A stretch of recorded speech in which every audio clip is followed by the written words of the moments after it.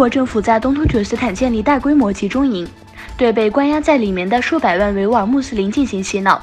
据亚特兰大日报报道，即使逃离中国寻求在欧洲避难的维吾尔族也无法摆脱中国的镇压。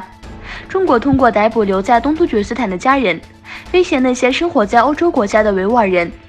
此外，中国当局还执行威胁法国记者和帮助维吾尔族的德国研究人员。研究员艾伦·黑里德在采访居住在比利时、芬兰和荷兰的维吾尔人后，发现中国试图通过系统的监督和威胁使海外维吾尔人保持沉默。中国政府继续在东突厥斯坦的文化清洗，试图消除维吾尔文化，摧毁历史建筑和清真寺。根据最新消息，在东突厥斯坦塔克拉玛干沙漠边缘的越野比赛中，一张照片显示，该轨道附近的一座清真寺被拆除，另一座清真寺也被拆除，只留下了大门。观察家认为，图片展示的地方可能位于塔克拉玛干沙漠边缘的和田或喀什地区。大约2周以来，香港示威相对而言处于较为平和的状态。本周末情势再度激化，周日又有游行示威进行，警方首次出动水炮车驱散抗议者。在香港西北部举行的全亏清大游行爆发激烈警民冲突，有抗议者冒着大雨在市区西北部发起全亏清大游行，路线从葵涌运动场游行至荃湾公园中央广场。在游行期间，部分示威者摆设路障与警方对峙。多家国际通讯社报道称，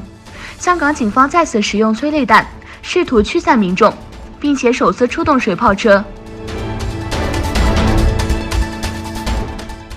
伊朗外长穆罕默德·扎里夫表示，伊朗在美中贸易战中支持中国，一贯坚持一个中国的政策。即将对中国进行访问的伊朗外交部长扎里夫，在官方中国环球时报的英文版上发表了一篇文章，评论德黑兰与北京之间的关系。他在文章中强调，为了世界的和平和安全，伊朗和中国应该保持联系。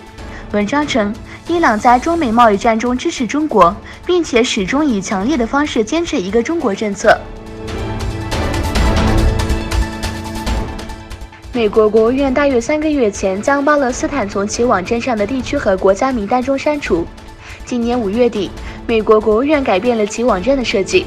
在此之后，他不再将巴勒斯坦纳入其国家和地区名单。一名推特用户的分享中出现了这种情况，而且以色列媒体也写道，美国外交部已将巴勒斯坦从名单中删除。该部先前在其网站上将巴勒斯坦称为巴勒斯坦权力机构或巴勒斯坦领事。